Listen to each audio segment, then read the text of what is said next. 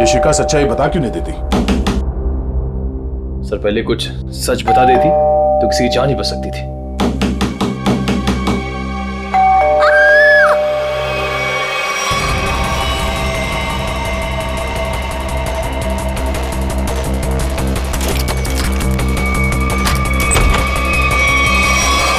शिखा, शिखा, शिखा,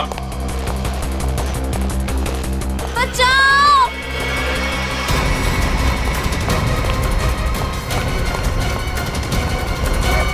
शिखा, शिखा,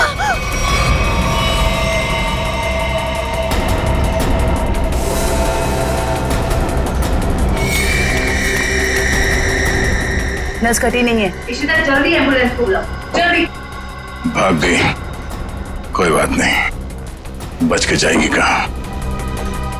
sir को जलाने की कोशिश भी की गई है। Oh no. शिखा,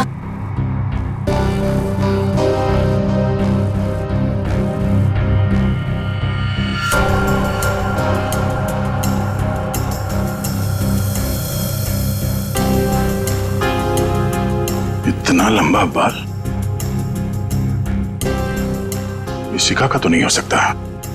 ओह, तो भागते भागते बाल छोड़ दी। देखते हैं कहां तक भागती है ये। आइए सर।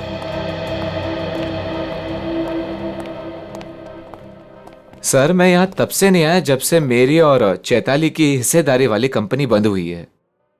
पता नहीं है वो कहाँ है। घर की अच्छी तरह से तलाशी लो, देखो क्या मिलता है।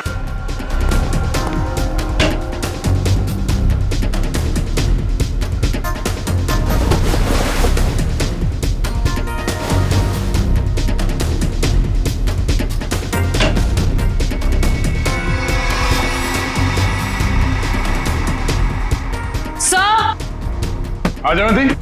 सर ये देखिए।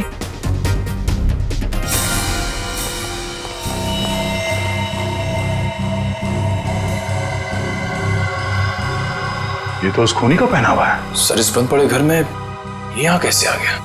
चल निकालो इसे बाहर।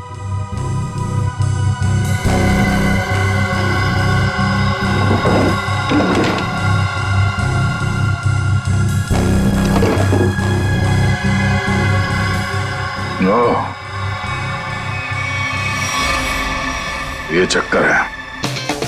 और ये सोफा साफ करो इसे। पता नहीं ठीक से करो मेरी मेकअप। मेरा भी पफ दे दो, 2 घंटे से बैठी हूं मैं। दो शीशा। सर एज पर रिक्वायरमेंट सब चीजें रेडी हैं, बस वो ईशानी मैडम आ जाए। मैडम आ जाए, पता नहीं कब आएगी। जाओ जाकर देख कर आओ। अरे सर जब वो आएंगे हमें पता चल जाएगा सर। पता नहीं कब आएगी, सबकी बैंड बजी पड़ी है। महारानी पता नहीं कहाँ रह गई है।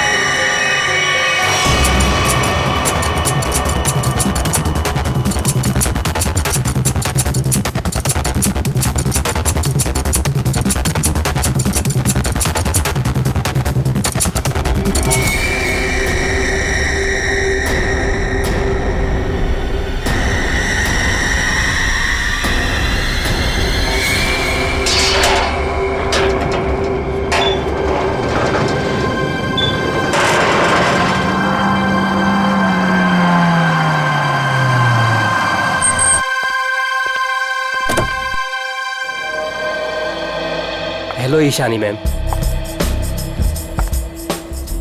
मेकअप रूम रेडी है मेरा? हाँ मैम, जैसा आपको चाहिए बिल्कुल वैसा ही है, और आपका फेवरेट रूम फ्रेशनर भी है। और एक काम करो, डायरेक्टर को जाके बोल दो कि 2 से 3 घंटे तो लगते ही हैं, राइट? और मेरे मूड के ऊपर है कि मैं खुद ही रेडी होके सेट पे आ जाऊंगी, ठीक है? ठीक है मैम। चलो।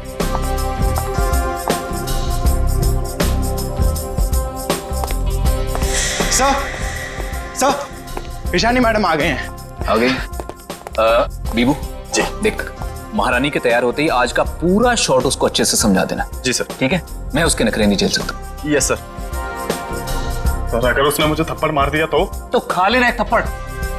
स्पॉट सुन, ईशानी मैम का जूस और लो कैलोरी दही जल्दी से लाना, नहीं तो वो शूट कैंसिल कर देगी। सुनो, क्या मतलब है ये सबका? तुम लोग इधर उधर भाग रहे हो जैसे कि पता नहीं कोई शेरनी आ गई है। जाओ जल्दी से जाकर ईशानी को रेडी करवाओ। अब भी मैं डायरेक्शन टीम को बोल के आती हूँ।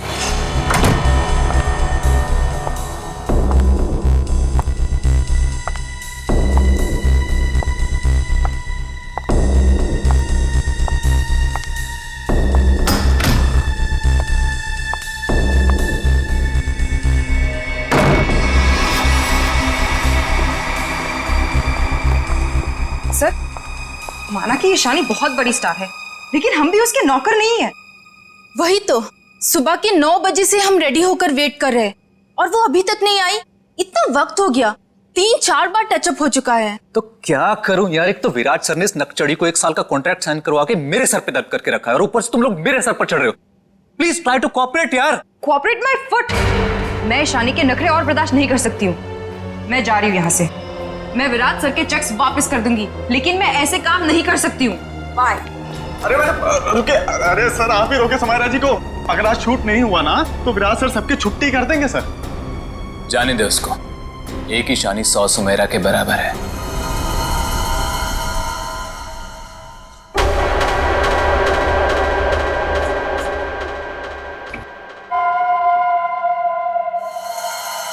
बीबू बहुत देर होगी, देखना कहां पर है, बुला उसको।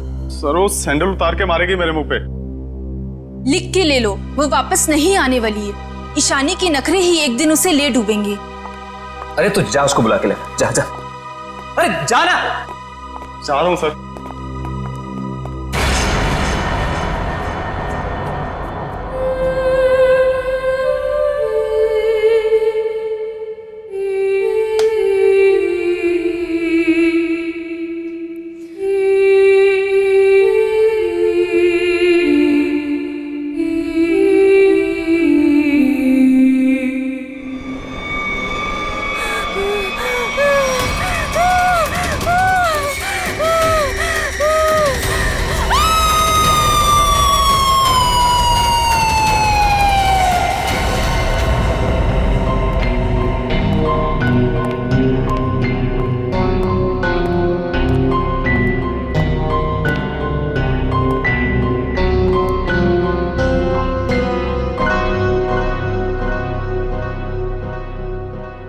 मैम,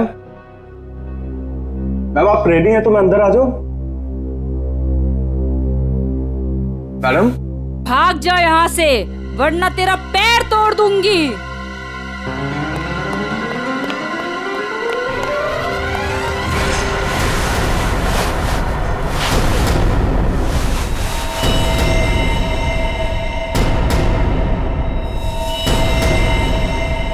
नहीं, उसने कहा भाग जा, तो भागकर मेरे पास आ गया। अंदर जाने की हिम्मत नहीं की। उनके बिना बोले मैं अंदर कैसे जाता? आप नहीं जानते सर, गला दबा देती वो मेरा। 3 घंटे से वो तैयार हो रही है, यहाँ शूटिंग का टाइम निकला जा रहा है और तुझे अपने गले की पड़ी है। मैं देखता हूँ, चलकर चलो।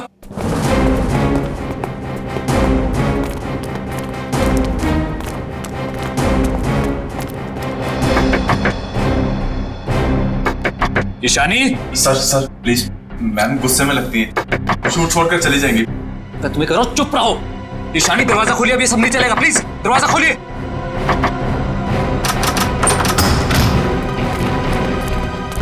अरे मैम ये हेड क्यों पहनी आपने? ये तो ब्रीफिंग में है ही नहीं। मैम ऐसे बैठे क्यों हैं? क्या अकड़ है इस औरत के अंदर। ईशानी जवाब दो, हमारी तरफ देखो। ईशानी, ईशानी।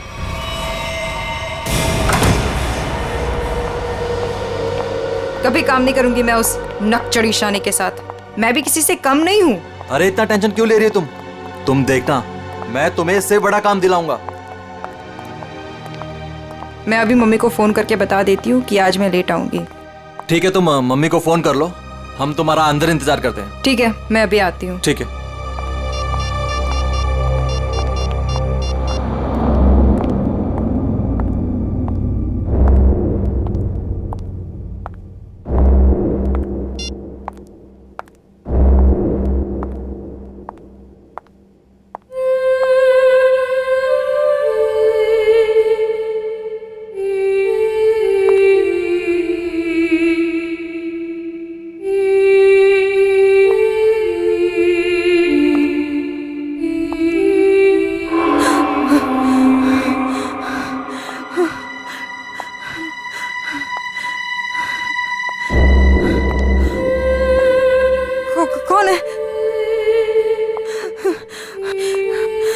सामने आओ। ये है? ये यहाँ कैसे?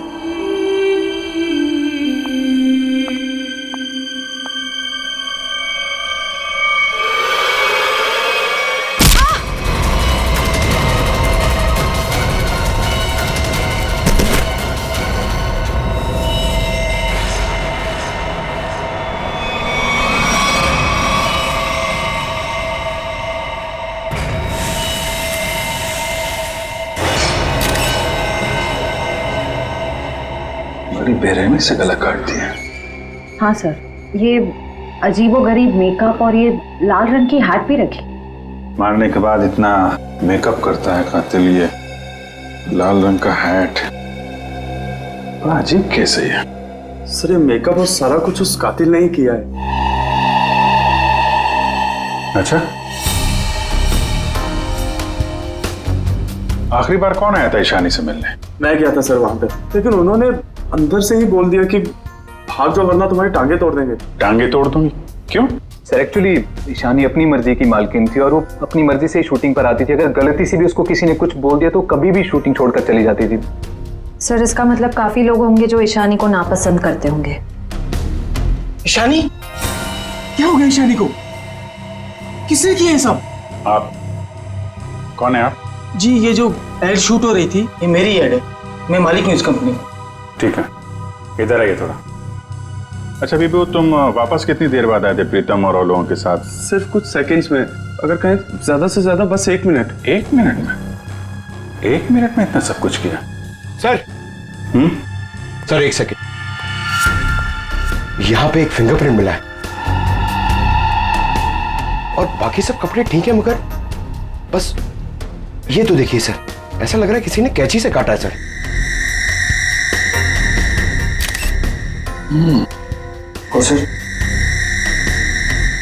और सर यहाँ पे खून मिला है सर। कातिल पहले से ही कमरे में मौजूद था। सर हो सकता है बिहू ने जो आवाज सुनी वो ईशानी की हो ही ना। हो सकता है। क्या ईशानी से मिलने कोई आया था क्या? नहीं सर, और किसी को आते जाते नहीं देखा। सर कहीं ऐसा तो नहीं कि खूनी ईशानी के कमरे में पहले से ही छुपा हुआ था?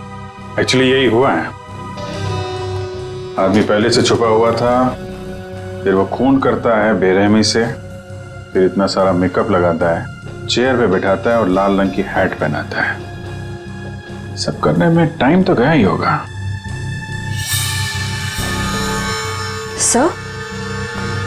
सर ये देखिए, ईशानी का टॉप भी कटा हुआ है। इसे भी काटा गया है? उधर भी कपड़े कटे हैं, इसका टॉप कटा है। लगता है ये जानबूझ के किया गया है।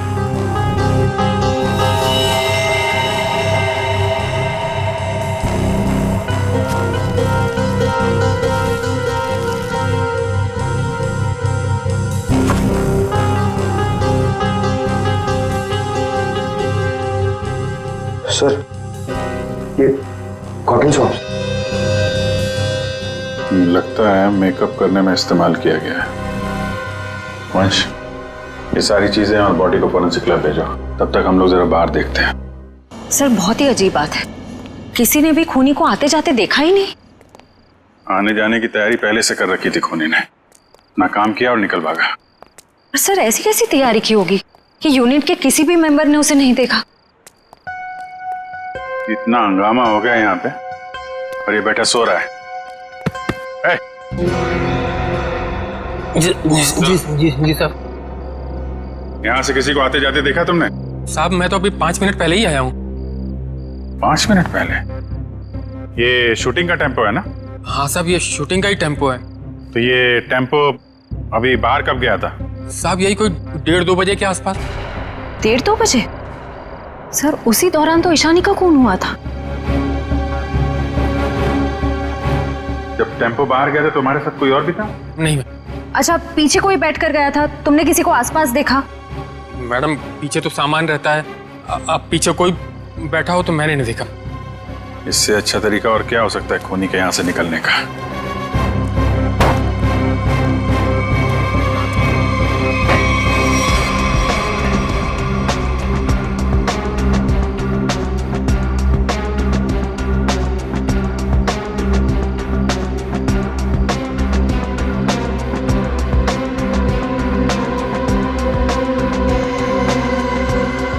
पीओपी का टुकड़ा? ये यहाँ क्या कर रहा है? शूटिंग में तो कहीं भी धूल मिट्टी थी नहीं। ये मिट्टी का टुकड़ा कहाँ से आया? साहब इसमें तो प्रॉपर्टी का सामान रहता है। प्रॉपर्टी के सामान, और उसमें पीओपी का टुकड़ा, मतलब कोई और था यहाँ पे।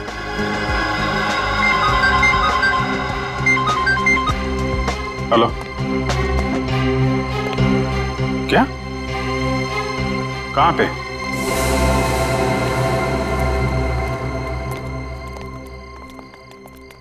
आपने फोन किया था?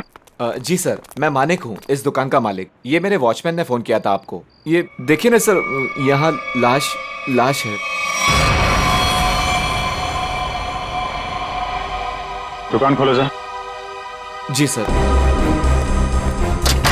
तुम यहीं रुको। जी साहब।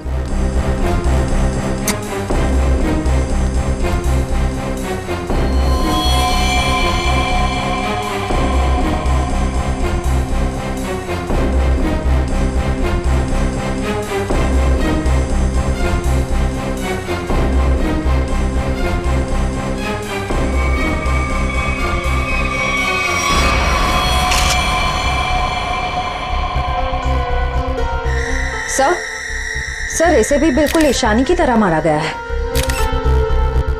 ये देखिए, किसी पतली धार वाली चीज से इसका गला काटा गया है।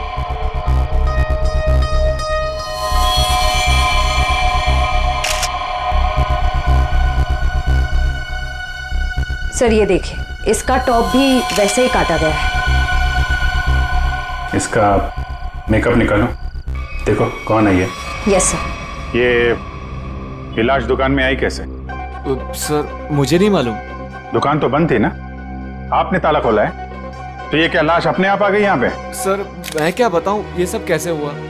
ये लाल टोपी और इसके कपड़े भी मेरी दुकान की नहीं है, और मैं इस लड़की को तो पहली बार देख रहा हूँ। सर मेकअप निकल गया। ये तो समायरा है ना? इसकी भी मॉडलिंग वाली फोटो हमने देखी थी वहां पे। हाँ सर। ये दुकान की चाबी आपके अलावा किसके पास रहती है? मेरी पत्नी सोनाली के पास, लेकिन वो तो पटना गई हुई है। अच्छा,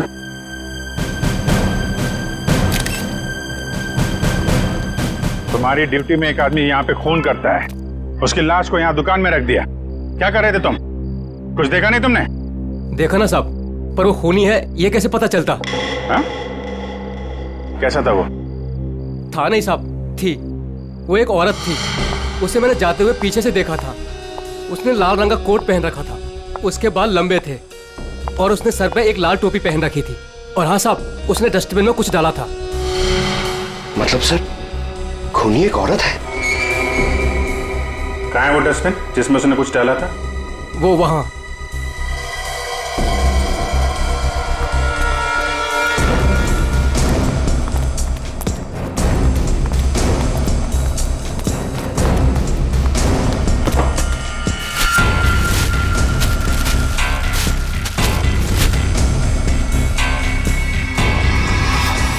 तो ये तो फिशिंग का सामान है, मछली पकड़ने का कांटा वाटा।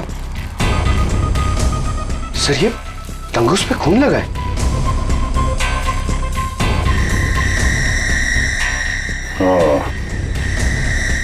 लगता है इसी का इस्तेमाल किया गया है खून करने में। भरे दिन के उजाले में शूटिंग पर कोई मेकअप रूम में घुसता है और ईशानी को मार डालता है, और तुम में से किसी ने कुछ भी नहीं देखा और ना कुछ सुना है? ये कैसे हो सकता है? सर एक्चुअली ईशानी की परमिशन के बिना उसके कमरे में कोई नहीं जाता था। इनफैक्ट उसने बीबू को भी दरवाजे के बाहर से ही भगा दिया, और उसके बाद जैसे ही हम लोग गए तो देखा वो मरी हुई थी। चलो सर ये कास्टिंग डायरेक्टर है कीकू।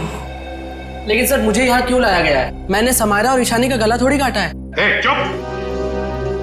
तुम ही वो कास्टिंग डायरेक्टर हो ना, जो ईशानी और समायरा को जानते हो उनके मॉडलिंग की शुरुआत के दिनों से? जी सर। और विराज की शूटिंग पर तुमने ही भेजा था ना उन दोनों? हाँ सर। मतलब तुम अच्छी तरह से जानते थे कि वो कब और कहां मिलेंगी? देखिए सर, गलती हो गई, अब मैं किसी को कहीं नहीं भेजूंगा। दरअसल 5 साल पहले ही मैंने वो काम छोड़ दिया था। 5 साल पहले काम छोड़ चुके? कुछ लड़कियों ने मेरे खिलाफ केस कर दिया था, उस वजह से मेरा ऑफिस भी बंद हो गया। तो फिर कल तुमने ईशानी और समायरा को विराज के शूट पे कैसे भेजा? दरअसल दोस्ती दोस्ती में विराज के शूट पर उनको भेज दिया था सर, लेकिन इन सब से मेरा कोई लेना देना नहीं है सर। फिलहाल तो हम मान लेते कि तुम्हें कुछ नहीं मालूम, तुमने कुछ नहीं किया। लेकिन एक बात याद रखो, अगर जरूरत पड़ी तो तुम लोगों को हम फिर से बुला लेंगे।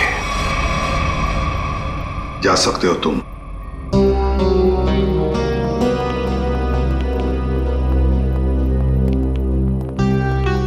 इन तीनों पे कड़ी नजर रखनी पड़ेगी। देखो वो कहां कहां जाते हैं, किस किस से मिलते हैं, क्या क्या करते हैं। सर लेकिन खूनी तो एक लड़की है ना? हाँ, खूनी तो लड़की है, लेकिन फोन करने में किसी लड़के का भी तो इस्तेमाल हो सकता है। समायरा और ईशानी दोनों मॉडल्स थी, मॉडल। लाल टोपी, मारने के बाद सफेद रंग का अजीब मेकअप, मारने के लिए फिशिंग का सामान, और फिर उन दोनों खून में सब कुछ बिल्कुल एक जैसा। तो एक बात समझ में नहीं आई कि खूनी ने ये मछली पकड़ने का सामान क्यों इस्तेमाल किया खून करने के लिए? सर बहुत ही अजीब है ये खूनी, और एक ही दिन में दो दो मॉडल्स को मार डाला इसने। पता लगाना पड़ेगा कि समायरा और ईशानी दोनों मॉडलिंग के अलावा और कुछ करते थे या मॉडलिंग करने से पहले क्या करती थी। कहीं दोनों के बीच में कोई संबंध तो नहीं था, पता लगाना पड़ेगा।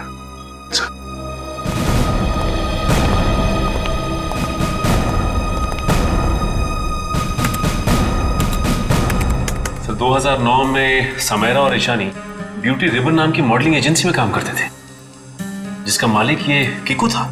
Kiku, casting director Kiku.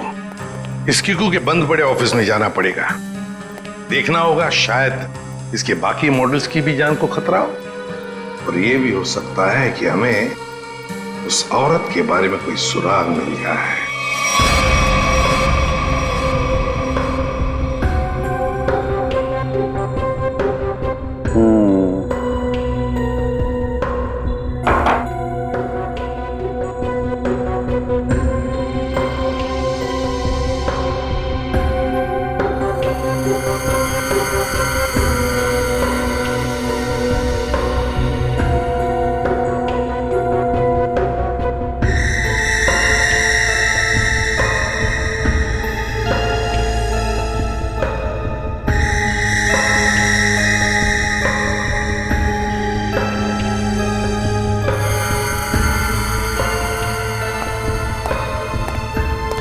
Sir हमारा शक बिल्कुल सही निकला। खून करने के लिए इस्तेमाल किया गया ये हथियार एक खास तरह का फिशिंग किट ही है। सर आप सुन रहे हैं मैं क्या कह रही हूँ? हाँ सुना तारिका, लेकिन मैं फिलहाल किसी और काम में हूँ। क्या? खूनी का कद नापने में। अरे वाह सालुंखे, खूनी के कद का पता लगा लिया तूने? हाँ बस एक मिनट से नहीं, ये दोनों के गर्दन का ये घाव देखो बस। ये घाव का निशान ऊपर की तरफ बना हुआ है, ना तो सीधा है ना नीचे की तरफ। मतलब खूनी ने तार से इन्हें ऊपर की तरफ खींचा। इसका मतलब साफ है खूनी की ऊंचाई इन दोनों से ज्यादा थी। मतलब सर वो खूनी औरत इन दोनों से लंबी है? बिल्कुल पंकज, और लगभग 5 फीट 7 इंच थी, ये मेरी ट्रिग्नोमेट्रिक कैलकुलेशन मुझे बताती है, इंक्लूडिंग वो जो सैंडल उसने पहने हुए थे उनके। एक बार हाथ में आ जाए ना तो ऊंचाई भी नाप लेंगे। 5 फुट 7 इंच की लड़की जिसके लंबे और सीधे बाल हैं। और सर या तो उसे फिशिंग करने का, मछली पकड़ने का शौक था, या तो फिर किसी खास मकसद से उसने ये सामान, ये फिशिंग किट का इस्तेमाल किया होगा। सालुंखे, लगता है इस मछली पकड़ने के तंगूस से, इस तार से इन दोनों के गले को काटा है। बिल्कुल बस। डॉक्टर साहब, जो प्लास्टर ऑफ पेरिस जैसी मिट्टी मिली थी हमें, उससे कुछ पता चला क्या? हाँ पता चला सचिन। बॉस वो सामान मूर्ति बनाने के काम में आता है। मूर्ति बनाने का? बॉस टेस्ट चल रहे हैं, बाकी का भी पता चल जाएगा। तो कब बताएगा सालुंखे? बताऊंगा थोड़ी देर में, लेकिन एक खास बात और बताना चाहता हूँ। वो क्या है?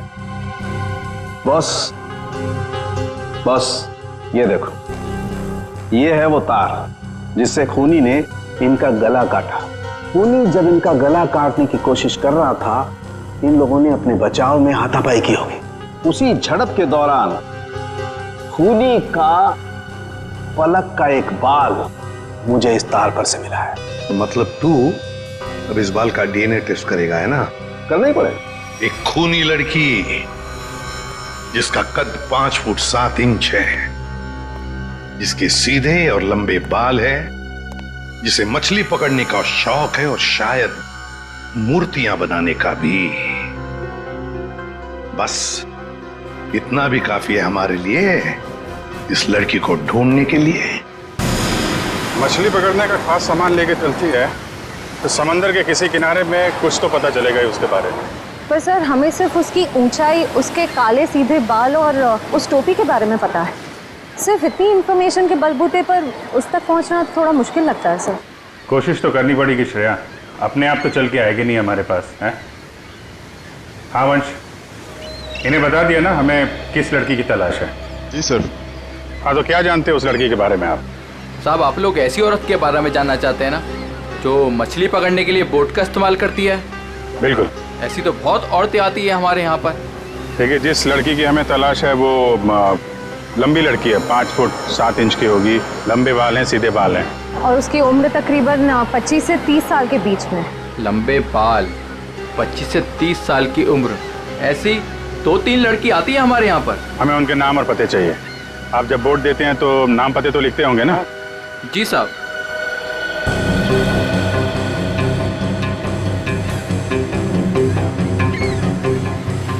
ये तीनों लड़कियां आती हैं 5-6 महीने से हमारे यहाँ पर अपने कुछ दोस्तों के साथ।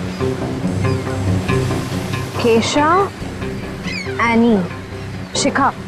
केशा, एनी और शिखा। मिलना पड़ेगा इन तीनों लड़कियों से। देखते हैं इनमें से कौन है वो लाल टोपी वाली लड़की। सर, कीकू जी ने टैक्स की चोरी की थी और कुछ लड़कियों के पेमेंट ना देने की वजह से इनकी शिकायत की थी, इसीलिए ऑफिस बंद हो गया।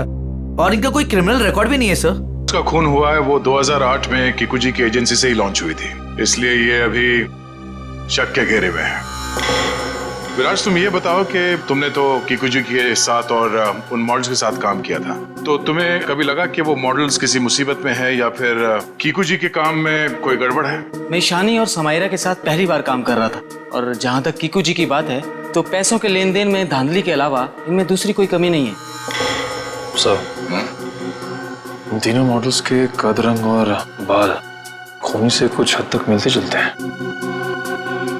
एक काम करो, इन सबसे पूछताछ करो कि मॉडलिंग के अलावा ये लोग क्या काम करते हैं, क्योंकि इंफॉर्मेशन ये है कि आजकल इनमें से कहीं मॉडलिंग नहीं करती।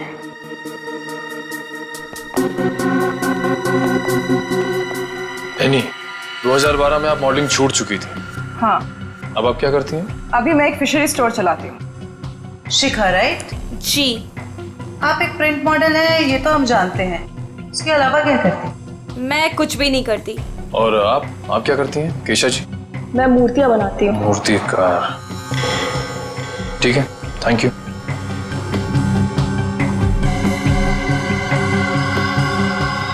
तो बिल्कुल खूनी की प्रोफाइल जैसा है। कंपनी का नाम रेड इंक। मेरा शक सही है, इस एजेंसी के मॉडल्स का ही कुछ राज है। सर, एनी, केशा और डॉली, उन तीनों के प्रोफाइल्स कुछ उन्हीं से मिलते जुलते हैं। सर, इनका संबंध मूर्तियां बनाने और फिशिंग से भी है। तो इनका प्रोफाइल, पेशा दोनों शक के दायरे में है। एक काम करो, इन तीनों को ब्यूरो लेके चलो। सर, खूनी की लड़की ने जिस तरह के कपड़े पहने थे उस तरह के कपड़े आ गए सर। Very good. पंकज, इन तीनों के नंबर्स हैं ना हमारे पास? Yes sir. सेलफोन नंबर्स जरा ट्रेस करो, देखो जब उन दोनों लड़कियों के खून हुए तब ये तीनों कहां थी। Yes sir. जयंती सर, ले जाओ। जी, आप तीनों मेरे साथ आइए। कहाँ? अभी बताती हूँ, आओ।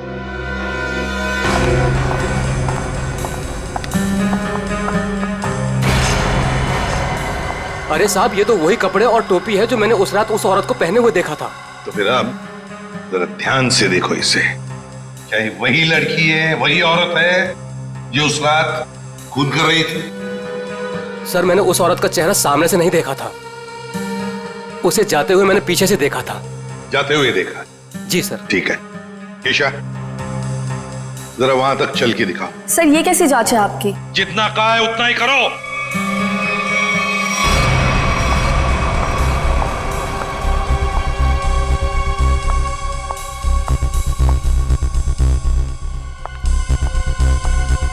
नहीं साहब। नहीं। ठीक है, आप आइए मेरे साथ।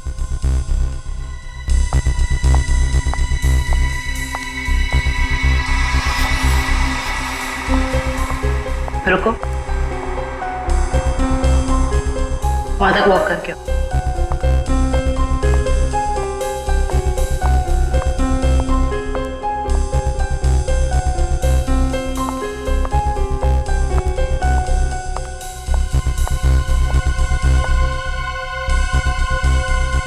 ये भी नहीं है सर। आइए।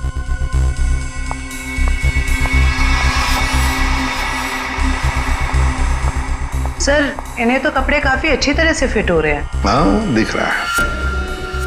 अब ऐनी जी जरा चल के भी दिखाइए।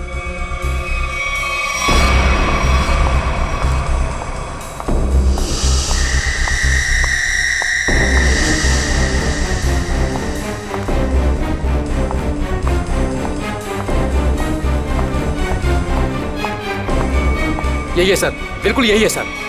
क्या बक रहे हो?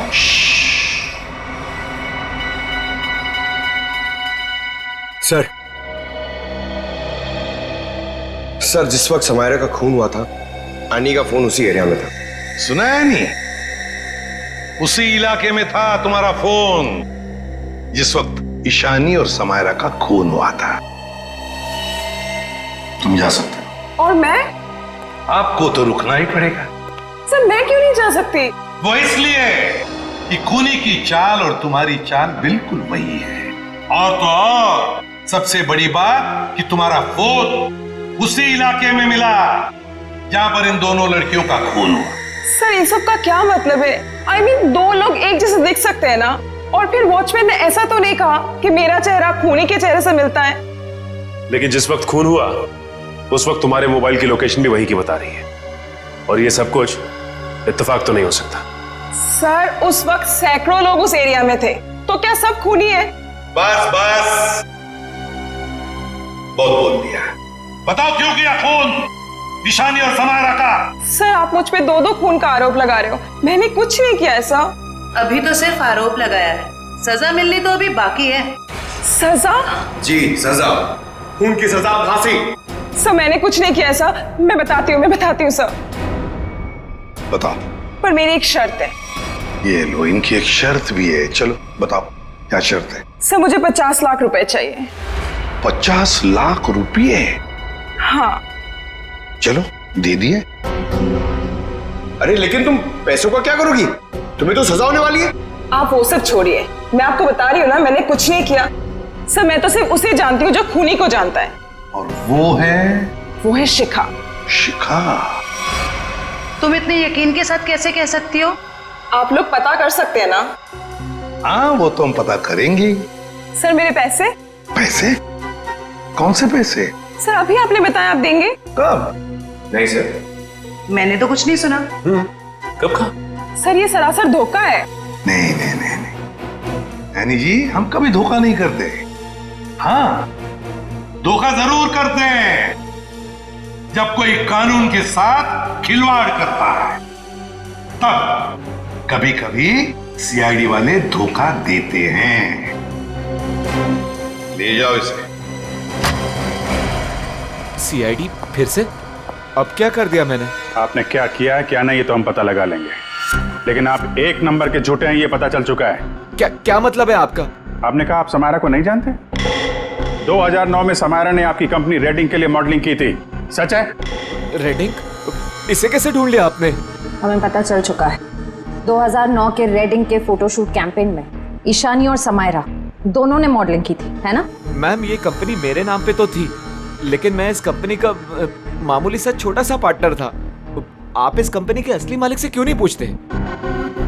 असली मालिक कौन है? चैताली। आप उससे क्यों नहीं पूछते? चैताली? केस में पहली बार ये नाम आया। कहाँ रहती है वो? ये नहीं हो सकता, ये नहीं हो सकता। अगर सीआईडी को सच का पता चल गया तो बहुत बुरा हाल होगा मेरा।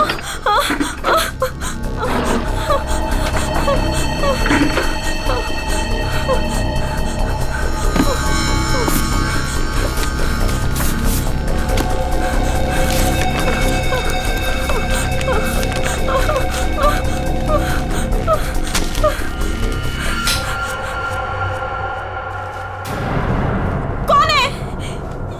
ये लाइट क्यों बंद कर दी? ये लाइट्स किसने ऑफ की?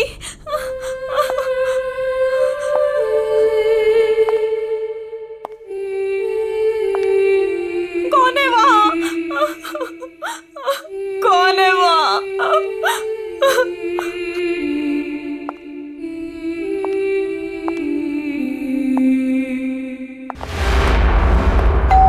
ये शिका सच्चाई बता क्यों नहीं देती? सर पहले कुछ सच बता देती तो किसी की जान ही बच सकती थी।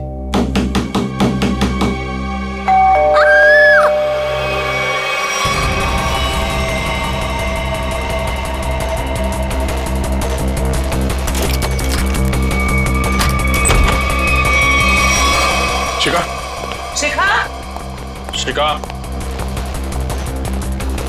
बचाओ!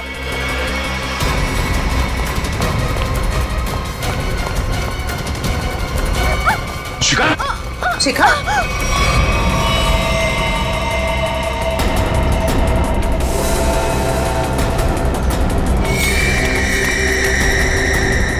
नस कटी नहीं है। इशिता जल्दी एम्बुलेंस को बुलाओ, जल्दी।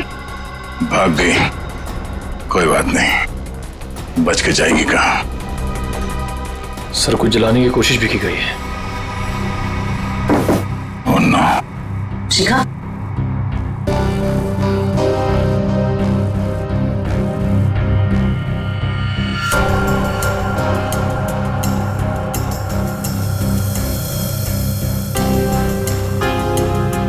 इतना लंबा बाल शिखा का तो नहीं हो सकता। ओह, तो भागते भागते बाल छोड़ गई। देखते हैं कहां तक भागती है ये। आइए सर।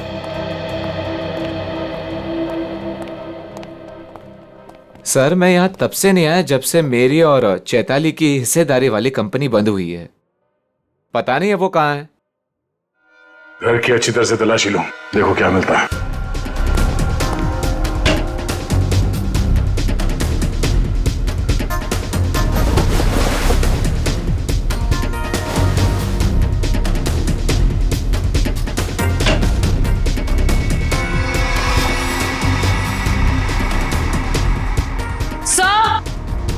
आ जाओ दी।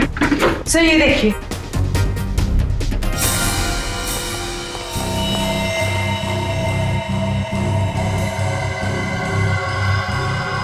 ये तो उस खूनी का पहना हुआ है। सर इस बंद पड़े घर में यहाँ कैसे आ गया? चल निकालो इसे बाहर।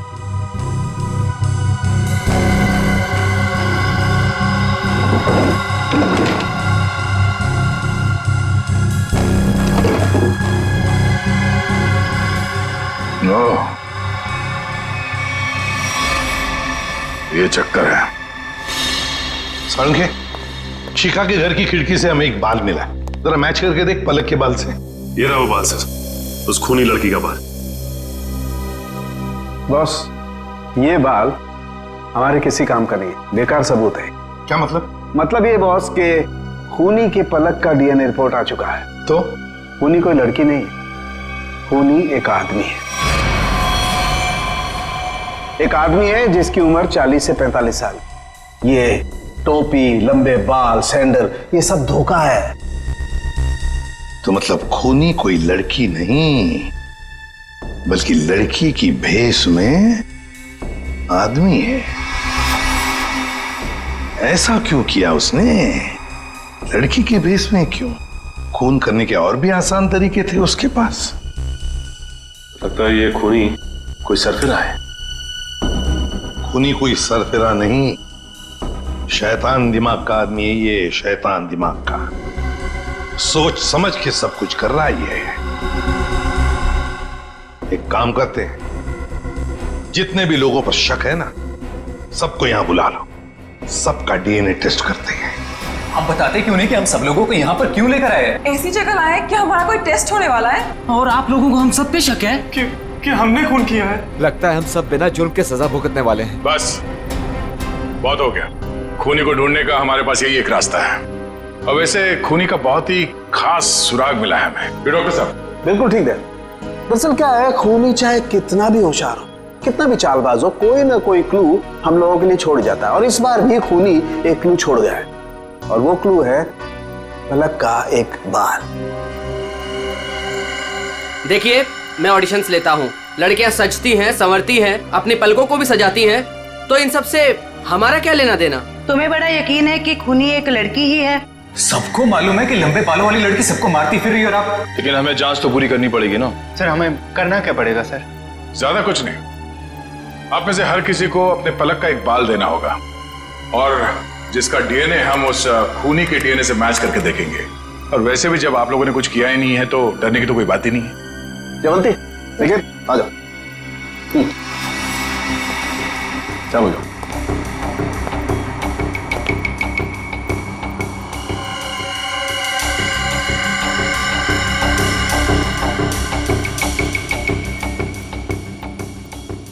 देखिए प्लीज, मेरी तबीयत ठीक नहीं लग रही, मुझे चक्कर आ रहे हैं, मुझसे ये सब नहीं होगा। अच्छा, तुम्हारी तबीयत भी अभी खराब होनी थी? सर आप इस जांच को बाद में भी कर सकते हैं। चलो प्रीतम, मैं तुम्हें हॉस्पिटल ले चलता हूँ, चलो।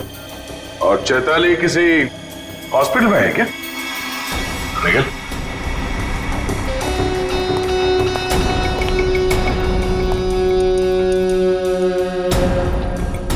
सही कह रहा हूं ना मैं? मिस्टर विराज या फिर चैताली का पति कहना बेहतर होगा।